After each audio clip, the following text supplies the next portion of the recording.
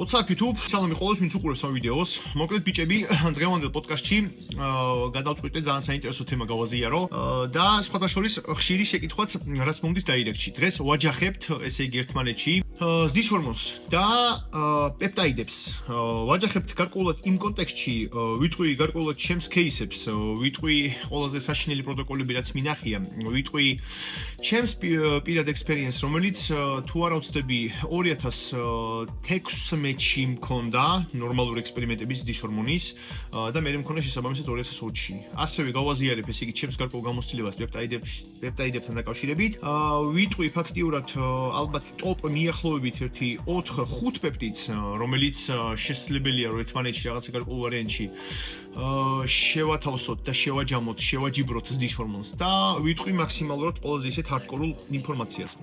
დავიწყებ ფაქტობრივად იმ ნიუანსს ახსნით, რომ ხდებოდეთ ფაქტიურად, ანუ ჩვენი ჰიპოფიზი ზდის ჰორმონი მაგას იმიტომ ქვია, რომ ფაქტიურად ბავშვი პატარა ასაკში და ჩვენ თვითონ ყალიბდებით, ვიზრდებით სომატოტროპინის ხარჯზე. მაგის სეკრეცია გარკვეულად პიკი, რა ვიცი, როგორც პატარაობიდან იწყება, მე თორე განმავლობაში ასაკში უფრო და უფრო ავდივართ, უფრო ჰიპოფიზი მაგ მექანიზმს უფრო ანელავებს და გეტყვით როგორ სიტუაციას. ალბათ რაც კი ანალიზები მინახია, აი 25-27 წლის ტიპები, ვისაც ჩაუბარებია თქვა ზდის ჰორმონი, უკვე აქვთ ქვედა ზღვართან. ანუ ფიზიოლოგია არის მასე მოწყობილი, რომ ჩვენი ბუნებრივი ზდის ჰორმონის დონე მიახლოებით ერთი ალბათ აი 18-20 წლიდან უკვე საკმაოდ დაბლა იკლებს.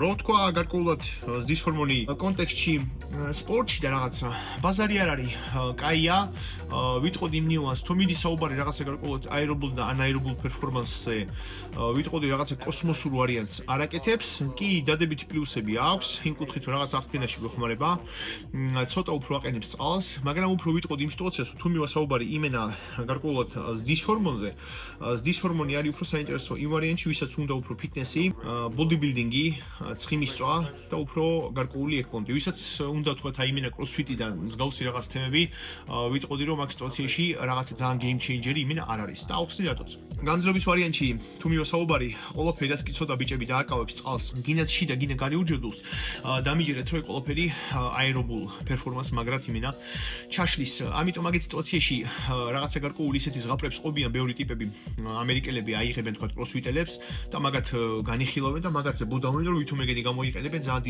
დიდ დოზებს ზდის ჰორმონს. ეგ არის არანორმალური სტერეოტიპი. ანუ ვინც კი ცოტა თემაში ხარ ჩახედილები და ვინც თქვა რა ვიცი თქვა თან გირბენიათ, ან თქვა რაღაცა თქვა ციკლი გაგაკეთებიათ, კაი თქვა დიდი დარღვევის შემდეგ, ან თქვა რაღაცა მარილიანის შემდეგ, ამ როცა თქვა ხარ შეშუპებულები, კარგად მიხვდებით იმ სიტუაციას, რომ გამძლეობა გაკელდება. დაჟე თქვა ზოგს დიდი რაოდენობა კრეატინისაგან, მაშინაც კი დაჟე აკელდებათ გამძლეობა. ამიტომ კონტექსტში ზდის ჰორმონი, როგორც გარკვეულად რაღაცა კროსფიტში, ეგ არის ზეზეული მინა ზღაპრები. თერაპევტული დოზები პატარები მიახლოებით, რა ვიცი, 1.5 2 ერთეული, კიდე შეიძლება ადგილი ქონდეს კოლაგენის სინთეზის კუთხით რა. იქაც აი რო იქოს რაღაცა კოსმოსს აკეთებს, დაბალი დოზები არა. უფრო ვიტყოდი როგორ სიტუაციას. GH-ი კაი არის იმპონჩი, ვისაც უნდა რომ გარკვეულად შიდა უჯრედული წყალი ნორმალურად აყენებს, ანუ კუნთები უფრო ხდება რაღაც უფრო დაბერილი, ვიზუალურად უფრო დამრგვალებული და ვიზუალურ ფონს კარგად ცვლის ცვეთში. ანუ ხალხი და კლიენტები ვინც ჩემთან მოდიან, თქვა რაღაცა tier 10-ის ვარიანტში, აი თქვა 30-35 წიზევით, ვისაც უნდა თქვა რაღაც ვარიანტში რომ იყვნენ ნორმალურად და არ უნდათ ძალიან ისეთი გაბერილი და მრავალფეროვანი რაღაც გარკვეული ციკლი, უნდა თქვა უბრალოდ ტესტი, რომელიმე თქვა ძალიან ლაითი ანაბოლიკი, ვისაც თქვა უფრო განწყობა უნდა, ვისაც უფრო დრაივი არ აქვს და ვიც უფრო არ არის გიპერაქტიული, შეიძლება თქვა ძალიან დაბალი რაოდენობა ქონდეს თქვა მასტერონი, ვისაც უნდა თქვა უფრო ანაბოლიზმი, თქვა პრიმებოლანი, ოქსანდროლონი და რაღაცა თქვა კიდე ერთ-ერთი გარკვეული მექანიზმი, რაც ახლა ჩვენში არის, ახლა ტესტოსტერონი კაია, ეუთიროქსი თქვა და როცა არის ფარისებული ჯირკვლის რაღაც გარკვეული ჰორმონები და მაგის ბალანსი არის ყველაფერი კაია. როცა ნორმალურად თქვა რაღაცა ვარიანტში გვაქვს ნახშირწყლები და კიდე გზად არის ჩვენში ის ვარიანტში ზდის ჰორმონის მექანიზმიც, ანუ ცუდი არ არის, რომ მაგ ყველაფერს დაუმატოთ. ანუ რეალურად კი რაღაცა თქვა მიახლოებით 1.5 2 შეიძლება ითქვას 3 ერთეული, ვიზუალურ ფონს გვაძლევს ცვეთში. ახსნი როგორ სიტუაციას. ანუ პეპტაიდები, რაც არის, უმეტესი გარკვეული პეპტაიდები არის მოგონილი დაჟე ძალიან შორ პერიოდში, მიახლოებით 1980-იანებში და 1995-94-ში ძალიან ცვეთში და უკვე ეს ვარიანტში გამოყენებაში 85-ში მეგონი შემოვიდა GH-ები მე-6. ეგეც ჩვენი ბუნებრივი ზდის ჰორმონის სტიმულატორია. ახსნი როგორ სიტუაციას. თუ მივა საუბარი თქვათ რაღაცა ზდის ჰორმონის სტიმულატორებზე, ბევრი არ არის. რასაც ზღაპრებს ყვებიან, რომ აი უნდა მიიღოთ საღამოს თქვა ძილის წინ არგინინი და გლუტამინი, ეგ არის ეზეზეული просто ბოდვა. კიდე ანალოგიურად თქვა თუ ეჭოლოთ ზის ჰორმონი რომ მაგრად გამოიყოს ჩვენ საღამოს ძილამდე მიახლოებით 3 საათიდან არ უნდა ვჭამოთ ნახშირწყლები რომ ზის ჰორმონი არის ანტაგონისტი ფაქტიურად ინსულინის, უნდა არავით შემთხვევაში უნდა სისხლში უნდა იყოს ძალიან დაბალი დონის შაქარი, უნდა მივიღოთ არგინინი, კვერცხის ცილა თქვა და გლუტამინი, ეგ არის ეზეული მინდა ბოდვა, დამიჯერეთ რომ უამრავი მოზარდი ვიცი, უამრავი თქვა დაჟე ვიტყვი რომ ჩემი ბავშვების თქვა ფაქტიურად ჭამე ხან საღამოვი თქვა ძილის წინ, რაღაცა საჭმელს, ჩვეულებრივ ყველაფერი გაიზრდება და სეკრეცია მაინც მოხდება, ნუ ფიზიოლოგიას და რაღაცა გარკვეულად ისეთ ჩვენ ბიოლოგიურ პროცესებს რაღაცა მასტიაცებით ვერ შეუშვით ხელს. Просто ადამიანს ზოგს თქვა მაგის სეკრეცია აქვს, ამაღალი ვიღაცას კიდე აქვს თქვა შედარებით ისეთ ვარიანტში თქვა დაბალია თქვა საშუალო. ამიტომ რაღაცა ზღაპრები რომ არგინინი და რაღაც სხვა რაღაცები ეწევას ზის ჰორმონს, ეგ არის ზეზეული ზღაპარი და დანარჩენი რაც რეალურად მუშაობს, ალბათ არის რამოდენიმე ინსტრუმენტი რა.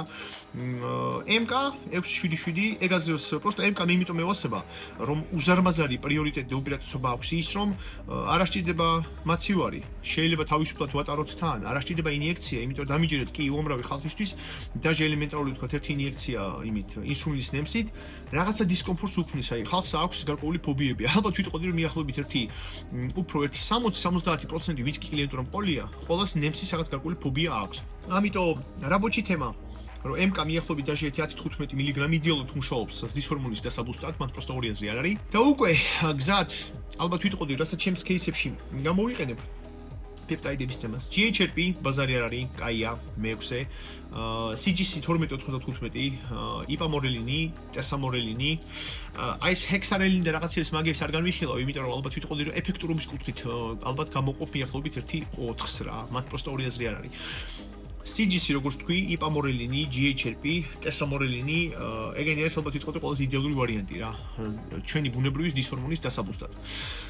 ზის ჰორმონს თუ შევეხებით კონკრეტულად უფრო რაღაცა ისეთ ჩემს გარკვეულ გამოცდილებას და кейსებს, რაც მქონია. სერგეი დანილოვი იცით ახლა ყოლა, მაგას აქვს ნაბაზრი 1 კვირის განმავლობაში აქვს გაკეთებული. დღეში იკეთებდა 100 ერთეულს.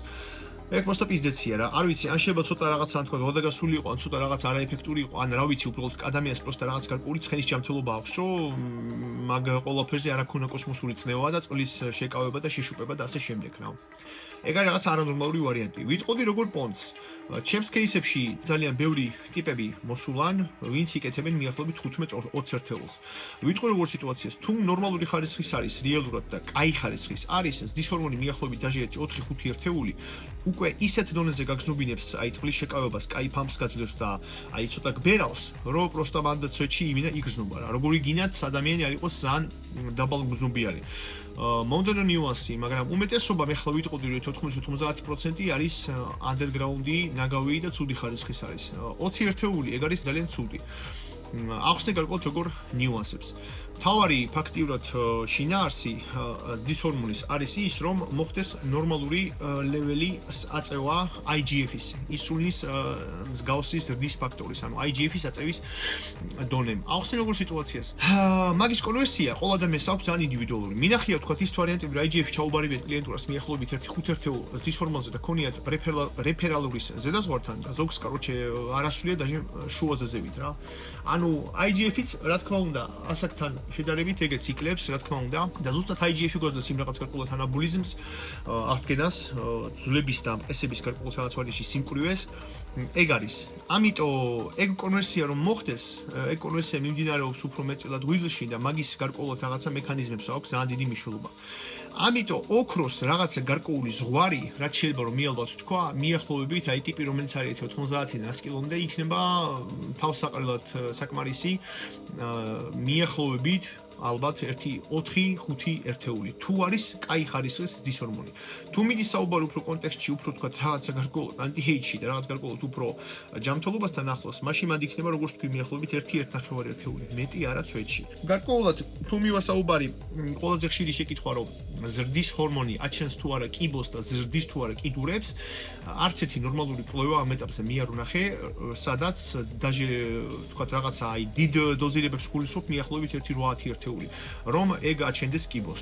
შესაძლებელია კი რაღაცა გარკვეული ეფექტები მსგავსი ქონდეს, როცა ადამიანი იკეთებს просто არანორმალური ცხენის რაოდენობა დოზებს, მიახლოებით არის საუბარი 20, 25, შეიძლება 30 ერთეული და ისე პროვოცირებას აკეთებს იმისას, რომ IGF-ის დონე რეფერალურზე მაღლა გადასდის და IGF-ის ზედა ზონი როცა გადავდივარ თქვა რაღაცა რეფერალურ ვარიანტში ზღვარს, კი, მაშინ რაღაცა გარკვეული კანცეროგენული ეფექტები შესაძლებელია რომ მოხდეს თუ ისევ და ისევ ადამიანს გენეტიკურად ამ მიდრეკილება აქვს.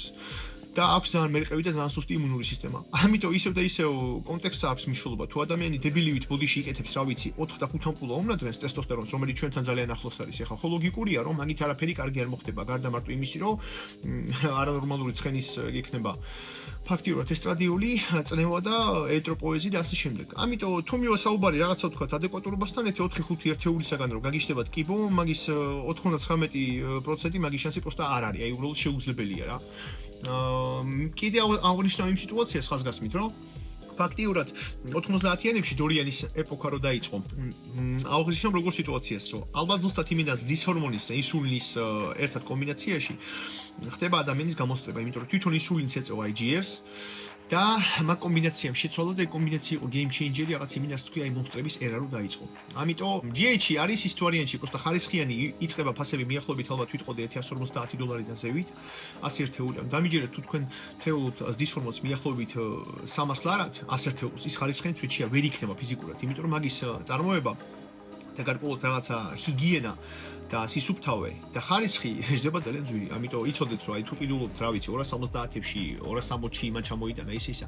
კიდე ნუგჯერად ძალიან საფთიაქო ვარიანტების, იმიტომ რომ თვითონ ევროპაში რაღაცა გარკვეული შეება ზდის ჰორმონი ყიდეს მიახლოებით €200 და თქვენ გაზრევენ 100 ევროთ, არ და იგივე არის, იმიტომ რომ ეს არის ფასიფიკატი, ანუ უბრალოდ სტიკერები აქვს დაკვირილი ფაქტიურად საფთიაქოსი. ამიტომ იცოდეთ რომ ძალიან ბევრი ნაგავი არის გარშემო ეხლა რა და ყოველ ვინც ლამაზად გიღიმით და ნაკლებ ფაში არის, დამიჯერეთ რომ ეგ არ არის იმის რომ უჭირი ხარისხიანი გაქვთ.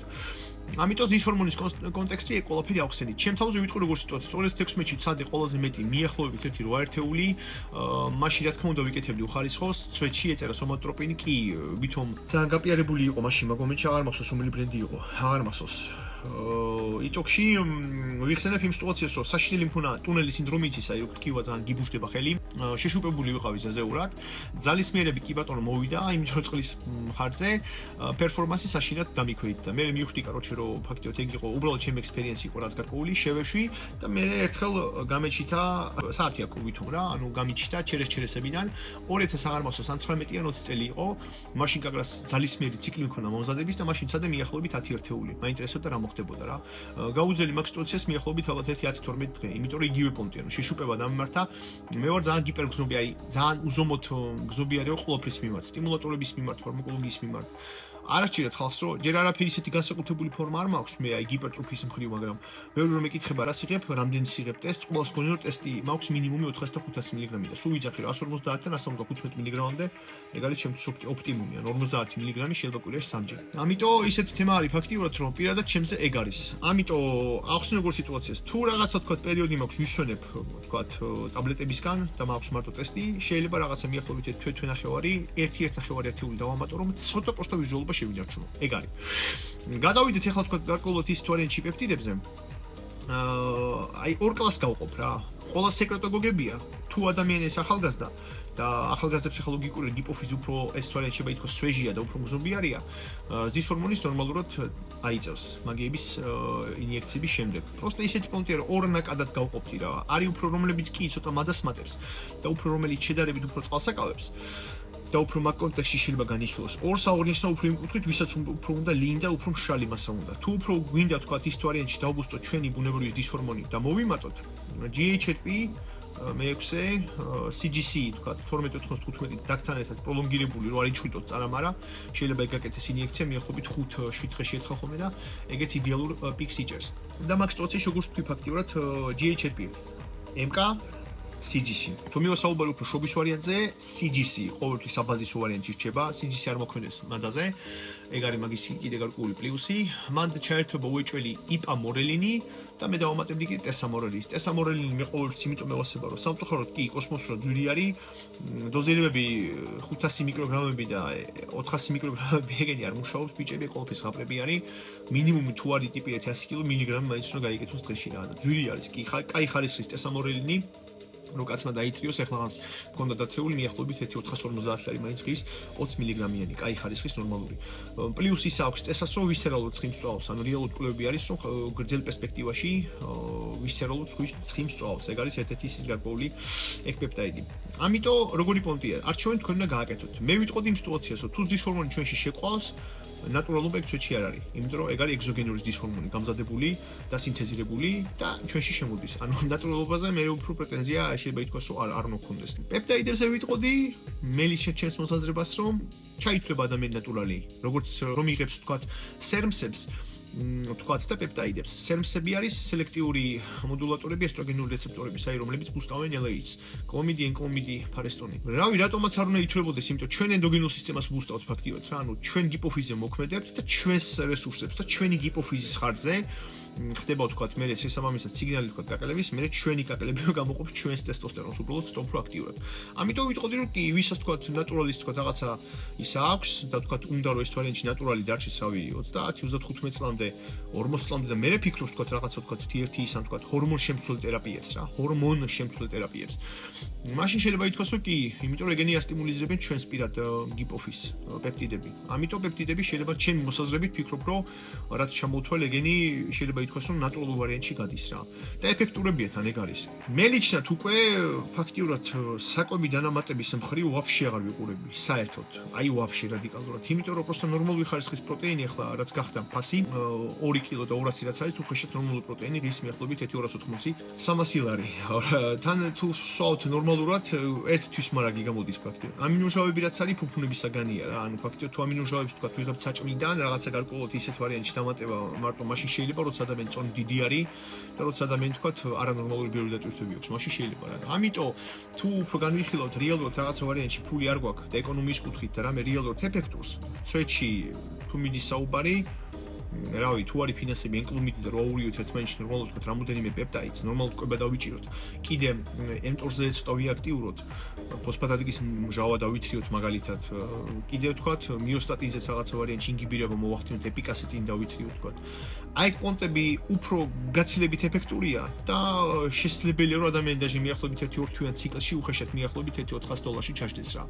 და რო ავიღოთ თქვა და შევიდეთ თქვა და დავითრიოთ თქვა ელემენტალურად, აი რაც არის ყველაზე საზიზღრობა რა, ჩემი მოსახე. აი არგინის ძალიან ბევრი აპირებენ, არგინინი მე არ მევასწრებ, იმიტომ არგინინი ის ამინომჟავაა, რომელიც ყველაზე მეტად მეგობრობს ჰერპესთან. ჰერპესი ყოველას აქვს ვაფშე რა. ეს დამპალი საზღარი რაღაცა გარკვეული შეიძლება ითქვას დაავადება არის და ჰერპეს პროვოცირებს ეგ არის. აი ჩემ კლიენტურას მიახლოებით 60-70% ვისაც კი არგინინი ქონიათ და ვეუბნები თქვა, ეხლა უკვე დალია ბანკა და ხო არ აქონია ჰერპესი სულ ამომსვი კი აი ხანდახან ხომ მაახსოვე რა. მაგით არგინინი მე არ მევასება რა. რო ავიღოთ არგინინი, რავი, ციტრულინი, გლუტამინი, ბეცია, ამინომჟავები თქვა, რავი, მაგნეზიუმი ავიღოთ თქვა, პროტეინი ავიღოთ და კრეატინი ავიღოთ და აი ყველაფერი ნორმალური რაოდენობა რაც განაისაც ბანკაზე წერია. ბანკაზე წარმოებელი იზღოს თავს იმ კუთხით, რომ ვიღაცა ბავშვმა არ აიღოს, რა ვიცი, 14-15 წლის ამ და არ მიიღოს დიდ დოზები და რამე საიდ ეფექტი არ მოვიდეს. ანუ წარმოებელი ყოველთვის თავიდან იშორებს ეფექტურ ვარიანტში, ანუ გიწევს რაღაცა თქვა სტატისტიკურ საერთო რაღაც გარკვეულ ნორმებს და მაიგ უნდა დალიოთ, რომ სიმართლეში მაგალითად კრეატინსაც უწერე ხოლმე სერვინგ საიზი 5 გრამი რა და კრეატინი შეგვიძლია ჩვენ დაჟე დავლიოთ მიახლოებით 15-20 გრამი. ამიტომ რო ავიღოთ ნორმალური დოზები თქვა საკვები დანამატები 2 თვის ვარიანტში 1000 ლარი შეიძლება არ გვეყოს წვეთში რა და ეფექტურობის კუთხით თუ დავაყენოთ საკვები დანამატები იქნება 10-დან მიახლოებით 1-2-3-10 ბალიდან. და პეპტაიდები და ეს თქვა რაღაც ენკომიფენის ვარიანტი და აი ეს დახვეწილი პონტი იქნება მიახლოებით 10-დან ალბათ 1-9 რა, წვეთში ნაკლი არ აქვს მაგ იმას, ანუ იბუსტება თან ჩვენი გარკვეულ რაღაც ვარიანტში ენდოკრინული და ჰორმონალური სისტემა რა. ამიტომ არჩევანი ყოველს თავისაზე აქვს. თუ მიდის საუბარი მინდა პროფესიონალ სპორტზე და მით უმეტეს ბოდიბილდინგზე, მომზადების პერიოდში ალბათ დისჰორმონი, просто დისჰორმონი წყალსაკავებს, მე ახლა პრეკონტესტის ვარიანტში დისჰორმონიც უნდა ამოვიდეს, რომ ზედმეტი წყალი ფაქტობრივად მაგისთან გამოვიდეს, ეგ ნიუანსი არის. თუ ახლა ადამიანს თქო უფრო აქვს პრეტენზია უფრო ნატურალობაზე და უფრო უნდა რომ თავის გარკვეულ გიპოფიზზე იყოს, მაშინ პეპტაიდები რა. აი იქნება ფაქტობრივად. ამიტომ ცუდზე კარგზე არ არის დისჰორმონს თუ მივა საუბარი ორივე ვარიანტში, თუ მივა საუბარი ჯამთელობაზე და მივა საუბარი თქვა ყველაფერთან ტკუით მიდგომაზე, ცუდი არ არსებობს არც ერთ ნივთიერება. ყოველთვის, რა ვიცი, ყველაფერია შხამი და ყველაფერია წამალი. ადამიანი პროსტა ზოგი გამიგეთ სწორად, აი ძალიან ბევრი დებილია უბრალოდ რა, აი არ ვიტყვის თუ არიანჩი რაღაცა სადღაც მოკრავს, სპორტ ვიკიპედია აქვს კი ახლა სვეტში ძალიან ის თუ არიანჩი რაღაცა თქვა თან ჩათი დაუწეს და მოსდის შეცდომა. ყველაფერი ინდივიდუალური და ყველაფერს უნდა ნორმალურად გათვლა. თუ გავთვლით, ყველაფერს შეიძლება ყველა ნივთიერებას, რაც კი პროსტა პლაცებო არ არის, რაც კი ცაცი არ არის, 10-დან დაეწევს ყველაფერს მიახლოებით 9.